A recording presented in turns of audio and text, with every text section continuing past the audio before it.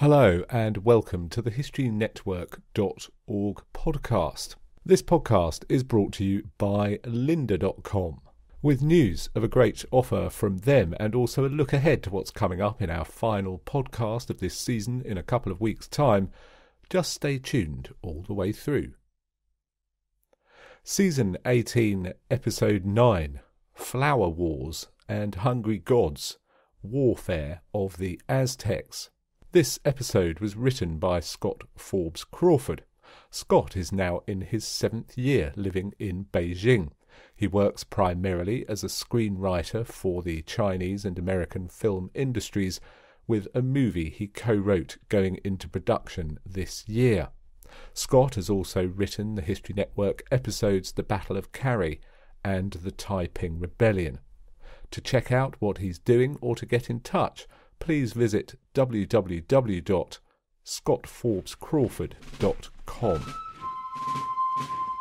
The battlefield is the place where one toasts the divine liquor in war, where are stained red the divine eagles, where the tigers howl, where all kinds of precious stones rain from ornaments, where wave headdresses rich with fine plumes, where princes are smashed to bits.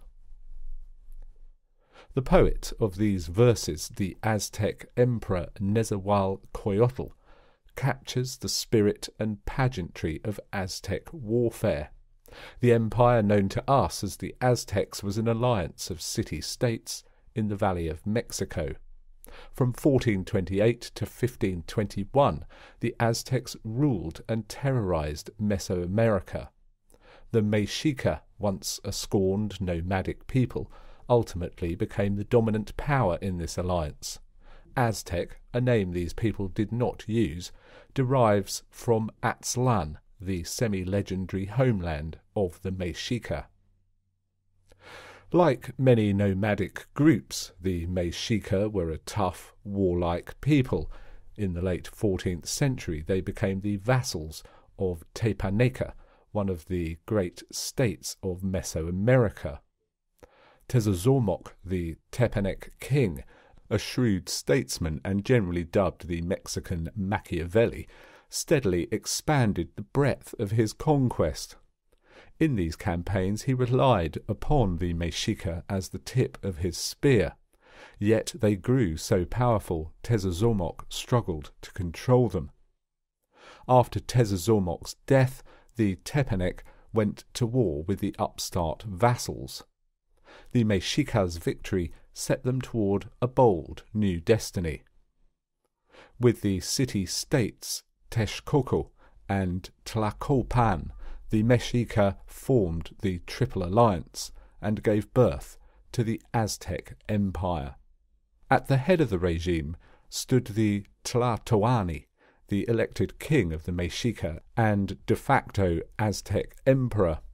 A godlike figure, he presided over external matters, including war, taxation, and levying tribute. The Nezahualcoyotl, snake woman, served as his minister of internal affairs, and despite the name of the office, only a man would serve as snake woman.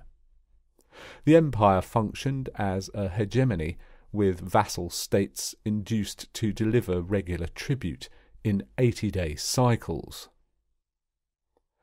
Tenochtitlan became the Aztec capital. The Mexica founded the city in 1325 on the marshland of a valley studded with lakes. Much as the Mexica transformed themselves since their lowly nomadic days from this undesirable, barely habitable land, they constructed a splendid metropolis. Causeways, bridges and canals linked its far-flung districts.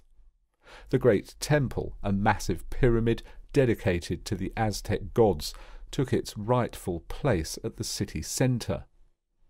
As the empire expanded, Tenochtitlan swelled to become one of the largest cities of its time, dwarfing London and other European cities, and rivalled only by such places as Chang'an, modern Xi'an, in China. Pomp, pageantry, and ritual dictated the life of Tenochtitlan. A rich variety of festivals, taboos, and other religious practices wove the sacred into the people's existence. Class division deeply stratified Aztec society. Children almost invariably followed their parents' trade into adulthood. Sumptuary laws restricted commoners from consuming certain foods and beverages and wearing particular clothing material. Therefore, markers of status became conspicuous. Wearing cotton, walking in a palace with covered feet, exposing one's bare legs only if they bore war scars, such things easily identified citizens who had won renown. Generally, a single means of such social advancement existed in Aztec society: military achievement. A variety of economic, social, and religious forces compelled the Aztecs to regular cycles of warfare. Highly urbanized and with a rapidly growing population, the empire required the yields of ever more farmland to sustain its people. Other tribute and plunder, such as feathers, cotton, and precious metals, financed the needs of the state religion, enabling the empire to mount increasingly lavish rites and festivals. One form of plunder sparkled greater than gold and gems: captives. For prisoners taken from the battlefield played an inextricable part in the religious core of Aztec life. In the Aztecs' creation story, the gods had given their own blood to constitute the sun, moon, and humankind itself, so men must repay this debt. While human sacrifice had long been practiced throughout Mesoamerica, the Aztecs conducted it at a scale unique in the land. Sacrifices principally fed the solar deity Huitzilopochtli, or the hummingbird of the south. To Mesoamerican peoples, the hummingbird was no benign creature, but rather a symbol of war, its ravenous consumption of nectar likened to war's bloodthirstiness. Thus armed conflict became a means of supplying victims, for slaves and criminals were not fit for the gods, only war captives. In the common ritual, captives were stretched across a stone at the summit of the great temple. First slashing open the torso, a priest tore out the still beating heart and then deposited this in a bowl held by an effigy of the god. To honour Huitzilopochtli and the other gods, and to avoid their wrath, the Aztecs waged regular war to obtain victims, and in doing so the Aztecs conflated the state's imperial ambitions with sacred duty.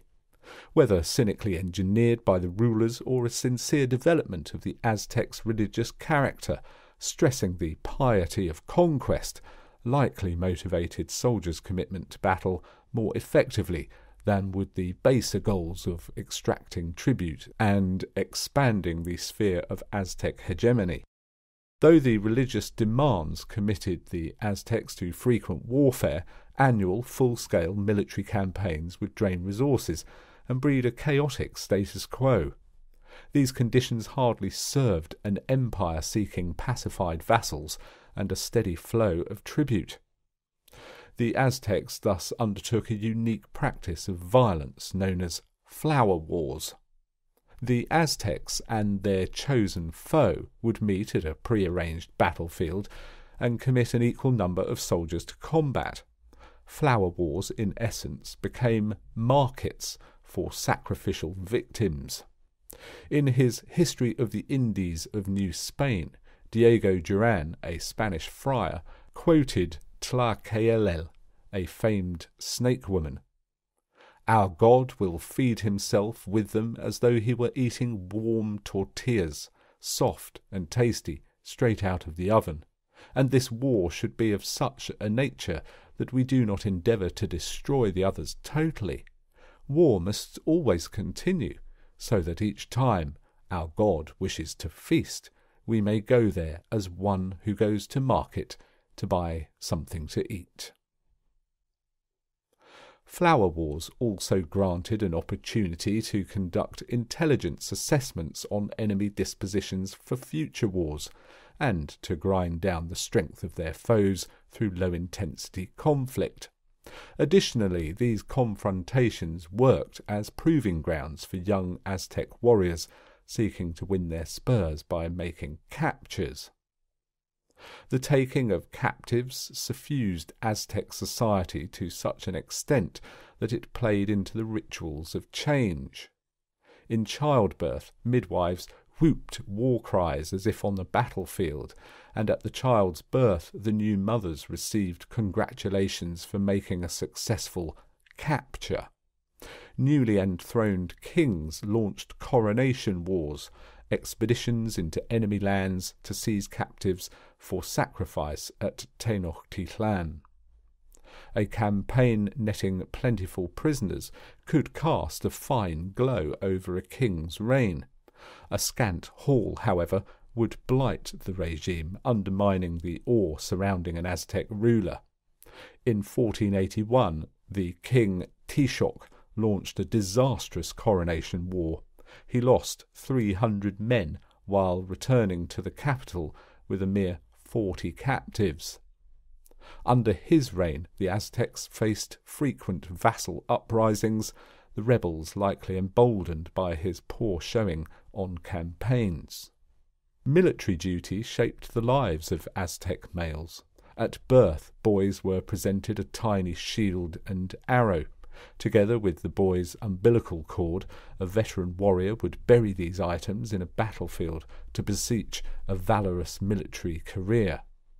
Boys of all classes attended school principally to undergo training in war and indoctrination into Aztec imperial thought.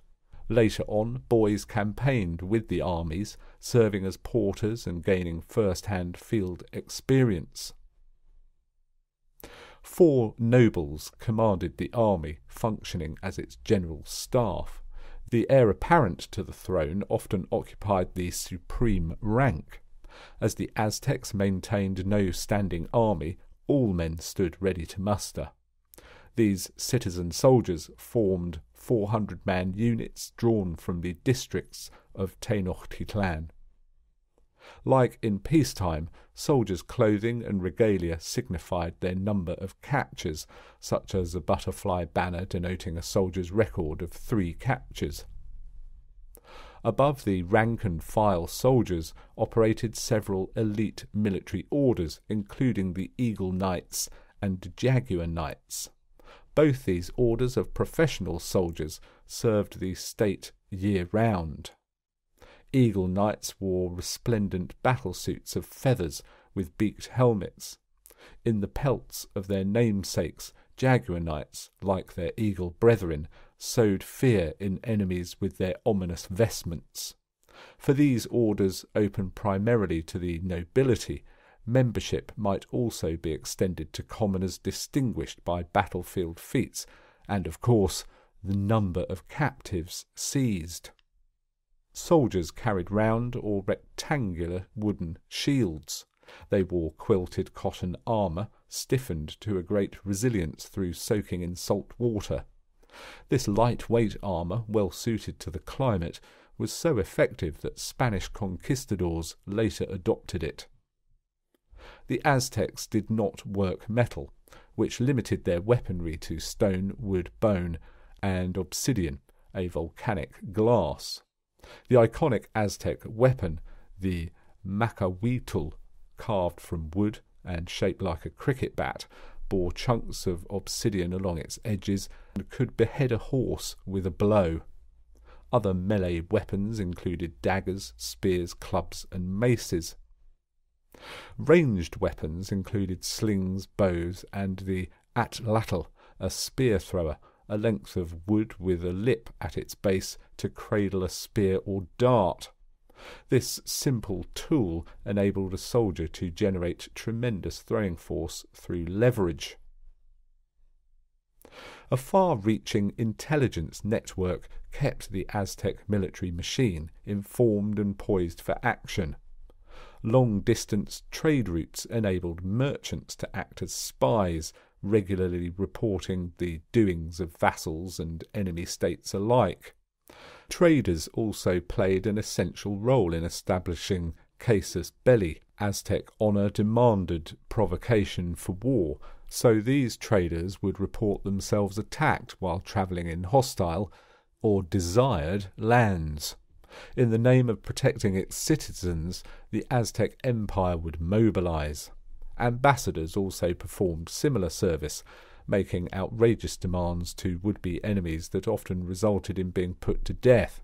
This in turn prompted the Aztecs to justly respond with force. To declare war, kings sent an opponent a sword, shield, and pitch to be smeared on one's face. Governed by a chivalric code, surprise attacks were frowned upon. With the military primarily non-professional, warfare was beholden to the agricultural cycle and occurred almost exclusively in the dry season. Squads of 4 to 8 scouts and raiders typically deployed first to gather intelligence and skirmish. Warrior priests carrying the sacred battle standards followed. Veteran soldiers, eagle and jaguar knights, as well as other elite troops then accompanied the general staff. The main ranks, sometimes strengthened by troops from vassal states, made up the rear. When meeting their enemies on the field, the two hosts would often cry out taunts and challenges and send individual champions to duel. Prior to the full-scale commitment of forces, the Aztecs unleashed a hail of missiles, followed by a charge and hand-to-hand combat.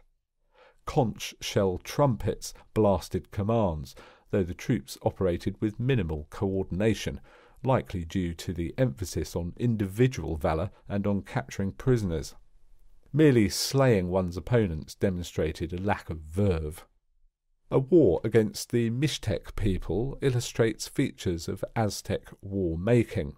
A rich and culturally vibrant people, the Mixtec controlled trade routes drew the eyes of the empire. After Aztec traders alleged they suffered an attack while in Mixtec lands, the empire called men to arms, most likely in the year 1458. When the hosts closed on an open field, the superior Aztec might, doctrine and esprit de corps quickly told. Chasing the fleeing Mixtec back to the nearby town, the Aztecs and Mixtecs engaged in house-to-house fighting. Then the Aztecs stormed their pyramid and set its thatched roof on fire.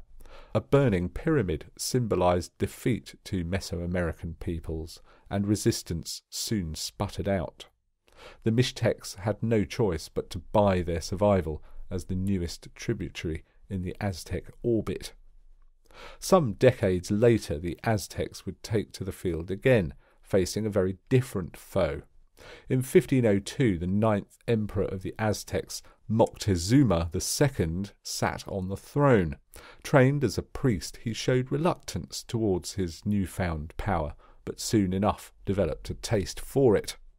A martinet, he put his subjects to death for trifling offences, yet he also fought courageously, leading from the front in his coronation war. A fellow king of the Triple Alliance came to Moctezuma in 1509 to warn him of omens prophesying the doom of their people. Other omens and prodigies followed. Then in 1517 a Spanish ship was sighted off the coast. Other sightings and contacts were reported over the next 2 years. A Spanish expeditionary force later departed from Cuba, then made landfall in 1519.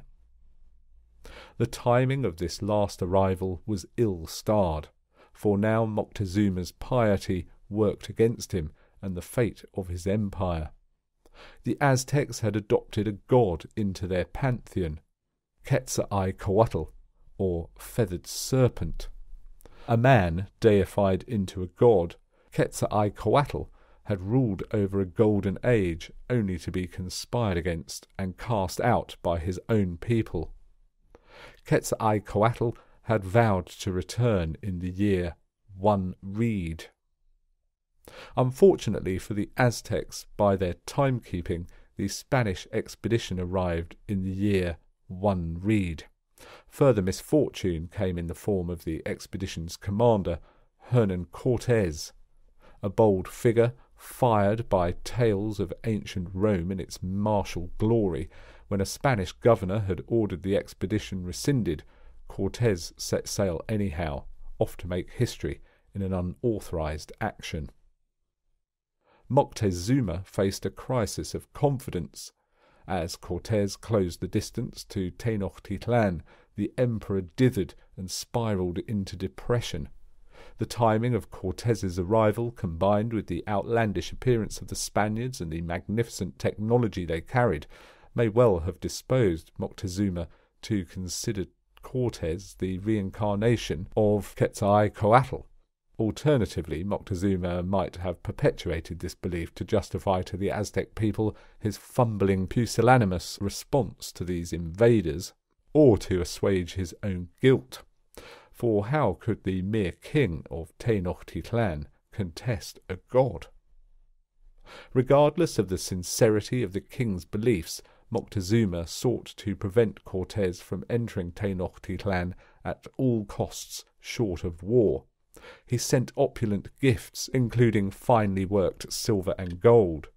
This attempt to appease or divert Cortes gravely backfired, for these gifts only ignited the Spaniards' avarice.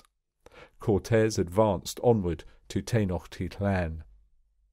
All the while he stripped the Aztecs of allies and vassals, ingeniously playing off the long-held enmity toward their masters to bind them to his own cause. Cortes also fielded his men against the state of Tlaxcala, an Aztec enemy they were never able to defeat. He handily crushed them and then made them his allies. Against these shifting fortunes, Moctezuma realized he could not bar Tenochtitlan to the Spaniards. Instead, he played host, inviting Cortes and his men to be his guests in the city. This decision to lead an apparent enemy into the heart of one's domain might be viewed on the one hand as evidence of Moctezuma's total submission to the Cortes as Quetzalcoatl belief. On the other hand, it might demonstrate a cunning stratagem to hem in the Spaniards and closely observe them. Containing Cortes within Tenochtitlan would further limit his ability to win more allies to the Spanish banner. In a daring move, Cortes and his men abducted the king and held him in their quarters. Cortes effectively became the ruler of Tenochtitlan, with Moctezuma as his puppet. Still a fragile peace held, until the conquistadors massacred a gathering of young Aztecs. The first battle of Tenochtitlan then erupted. Though vastly outnumbered, the Spaniards held a number of advantages.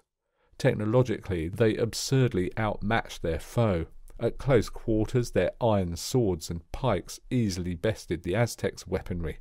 At long range, they used cannon, crossbow, and the harquebus, a matchlock rifle. Their cavalry gave them a novel, highly mobile edge. Further, their training and experience instilled a discipline the Aztecs lacked, and conditioned them to fight in close-order formations to devastating effect. The Aztecs assaulted the Spanish quarters in the city. The Spaniards meted out nasty punishment, felling many for each of their own losses, yet it came down to mathematics. The Aztecs greatly outnumbered the conquistadors and proved willing to spend many lives for each slain invader. In an attempt to placate the people, Cortes brought out Moctezuma to convince them to cease hostilities. This only aroused Aztec anger. Disgusted at what their once godlike king had become, they stoned Moctezuma. He died soon after, from his wounds, or perhaps at a Spanish hand. Despite launching many sallies, the Spaniards could not force a breakout. Cortes then recognized that a symbolic blow might land hardest. Though suffering terrible losses, the Spaniards stormed the great temple and set it ablaze. This stunned and dispirited the Aztecs. Seizing on this, soon after the Spaniards, heavily laden with plunder, attempted to sneak out of the city. They covered little ground before meeting a flotilla of war canoes. The Aztecs pelted them with missiles and closed in, cutting them to pieces. Trapped in the kill zone, the conquistadors could have been slaughtered to a man, and perhaps the Spanish conquest of the New World might have been slowed or stymied altogether. But the Aztecs failed to consummate their victory. Seeing the plunder abandoned by the harried conquistadors, the Aztecs scrabbled for it. When at last the Aztecs caught up with their enemy, old habits got the better of them. Perhaps inspired by the Spanish retreat, the Aztecs now reverted to old form and attempted to capture, not kill, the conquistadors. This failed miserably, and the Spaniards made good their escape. Resolved to claim Tenochtitlan for the Spanish crown, Cortés expanded his alliance of former Aztec vassals. With 20,000 to 30,000 of these allies and 900 Spanish troops, he marched back to the city and in May 1521 attacked. The Spaniards met stiff resistance on the city's fortified causeway until on June the 1st Cortés launched a squadron of 13 brigantine ships he'd built in secret. With these, Cortés and a detachment of troops landed behind the fortifications and thrust into the city. Cuauhtémoc the First, the new Aztec king, marshalled the entire city in its defence. Yet this second battle of Tenochtitlan unfolded quite differently than the first.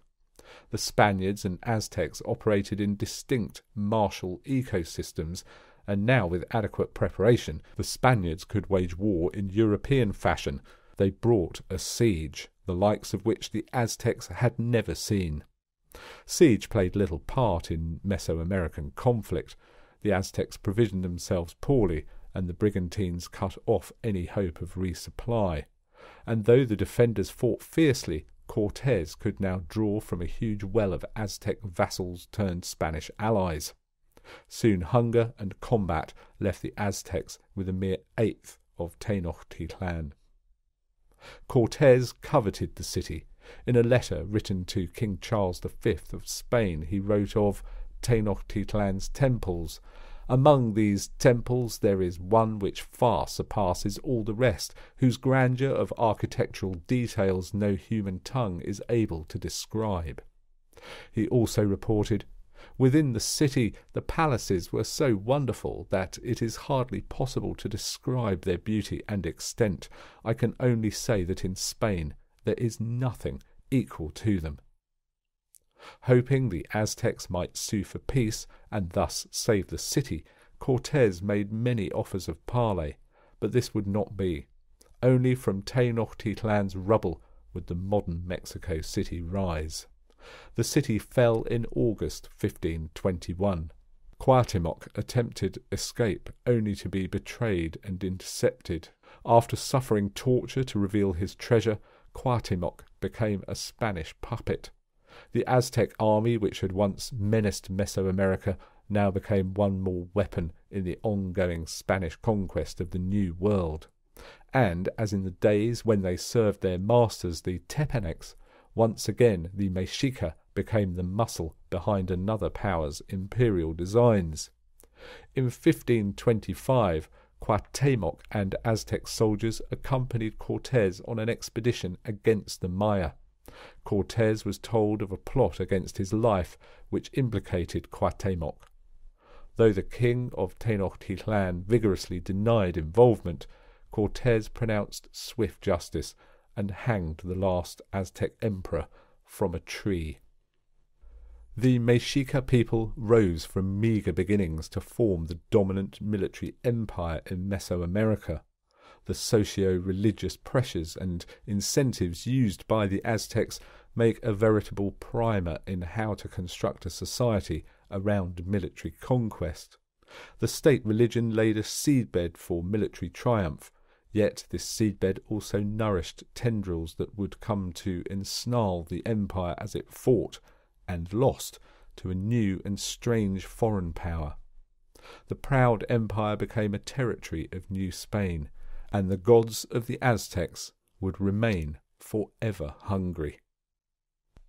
Now, coming up in a moment, we'll look forward to a couple of weeks' time when we'll be delivering the final episode of Season 18, the Dardanelles. But first, as I mentioned at the start, this episode is brought to you by lynda.com. That's lynda.com.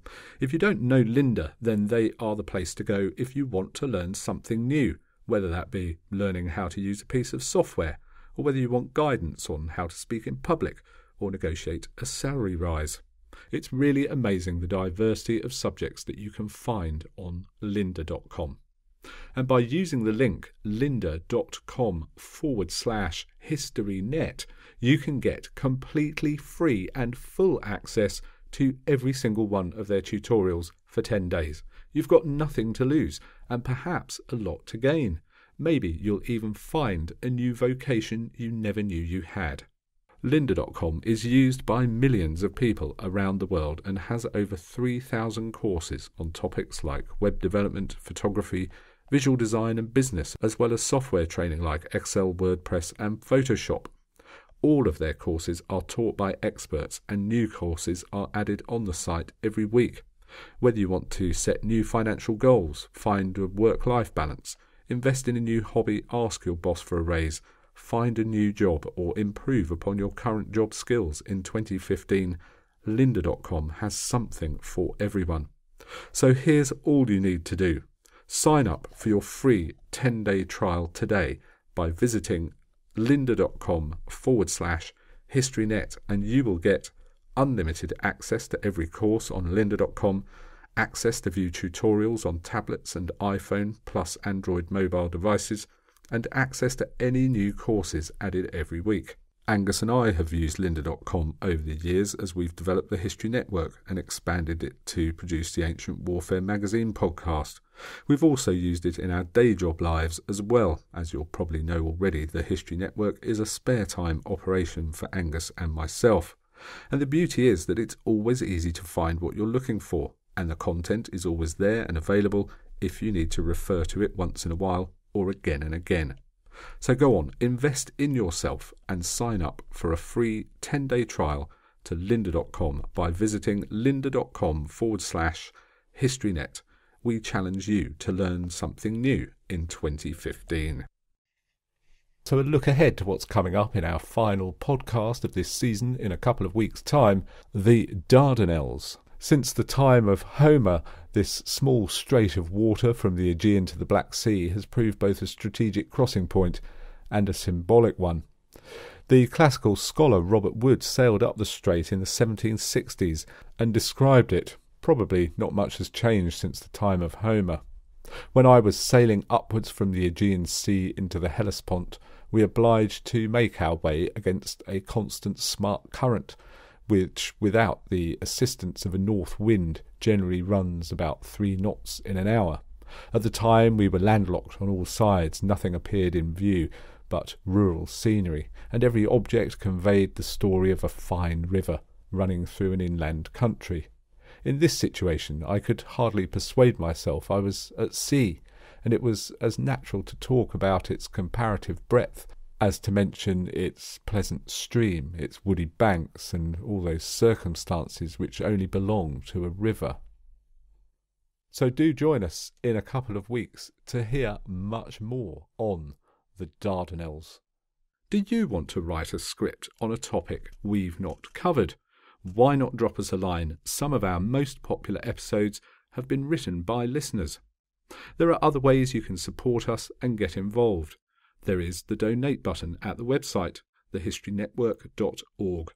You can also find our past seasons there, which are chaptered files for download, and each of them has a running time of between around 2 and 5 hours, depending on the season, and you'll pay just £2 for each of these.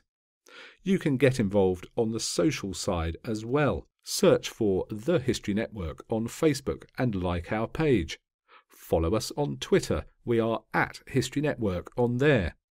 go to youtube.com/user/The History Network and take a look at our YouTube channel. There's lots of content there, including the video podcast we produce for Ancient Warfare magazine. And if you'd like to let us know what you think, give us some ideas about podcast subjects you'd like to see come up, or want to bring us up on an error or point of contention, then whatever it is, it's info@the History Network for that. We would love to hear from you. Thanks again for listening. You've been listening to the historynetwork.org podcast, written by Scott Forbes Crawford, read by Nick Barker.